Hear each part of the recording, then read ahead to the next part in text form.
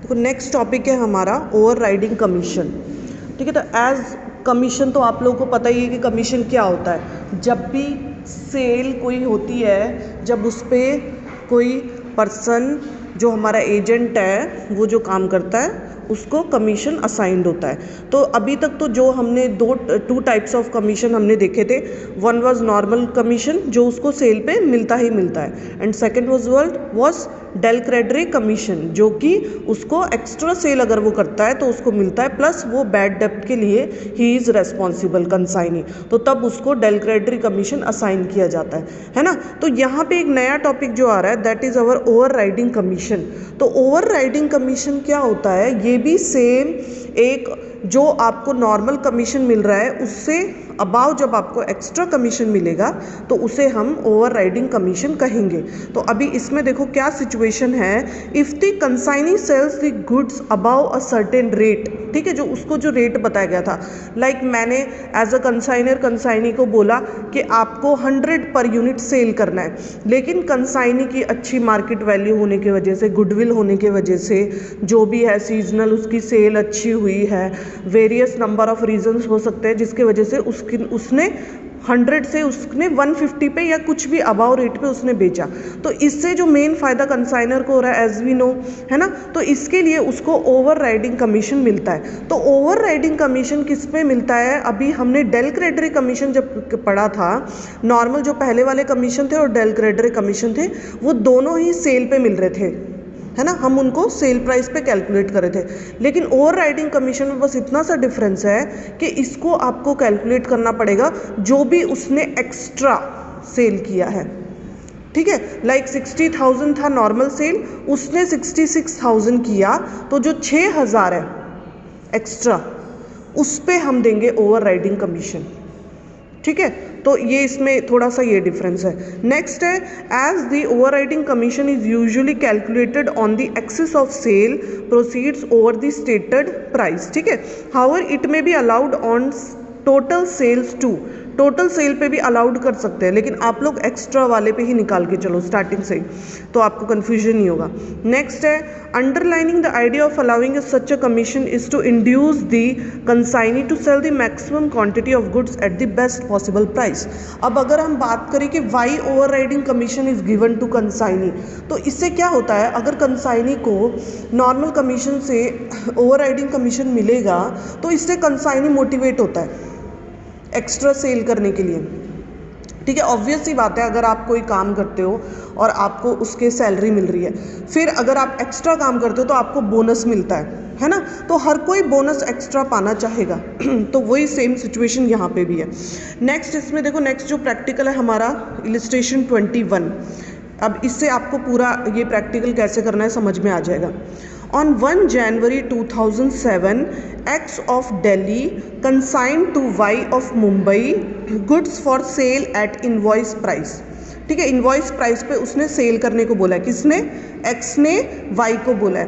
Y was entitled to a commission of 4% on invoice price, मतलब जो normal उसकी cell होगी इन्वॉइस प्राइस पे वो करता है उसमें उसको 4% कमीशन मिलेगा, and 20% on the surplus price realised. Okay, 20% है यहाँ पे हमारा ओवर राइडिंग कमीशन, जो भी वो सरप्लस सेल करेगा। Next, goods costing 1,20,000 were consigned to Mumbai at the invoice price of 1,44,000।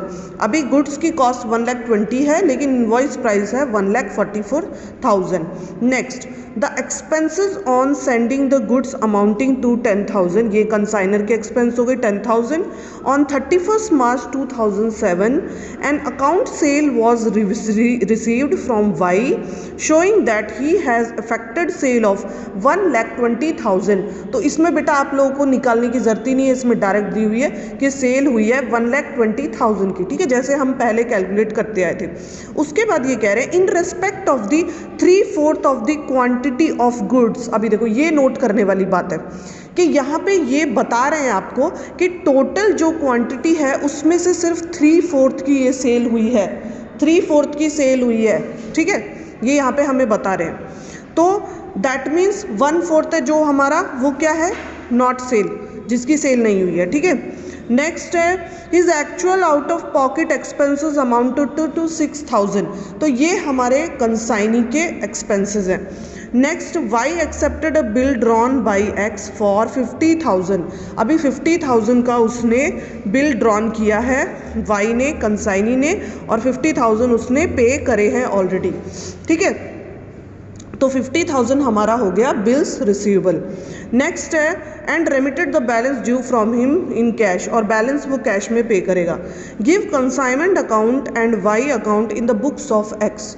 अब सबसे पहले तो कंसाइनमेंट अकाउंट बनाते हैं जो नॉर्मली हम बनाते आते हैं, ठीक है। तो उसमें जो गुड्स सेंट ऑन कंसाइनमेंट मैंने आपको बताया था कि नॉर्मली जो उसका प्राइस होता है, हमने जब 2 दिए होंगे इनवॉइस प्राइस हमको लेना है, तो यहाँ पे इनवॉइस प्राइस हमको दिया है 1,44,000, तो हम डाल देंगे गुड्स सेंट ऑन कंसाइनमेंट 1,44,000, ठीक है। नेक्स्ट आ जाता है हमारा उसकी एक्सपेंसेस, तो यहाँ पे कंसाइनर की एक्सपेंसेस है 10,000, तो हमने डाल दिया। वाई की एक्सपेंसेस 6,000, तो 6,000 यहाँ पे डाल दिया।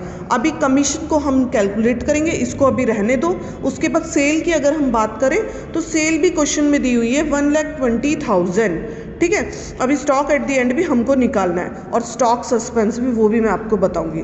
तो सबसे पहले तो हम निकालते हैं अपना कमीशन, ठीक है। तो अब हम बात करें तो सबसे पहले उन्होंने कहा है कि 4% कमीशन मिलेगा, ठीक है, नॉर्मल।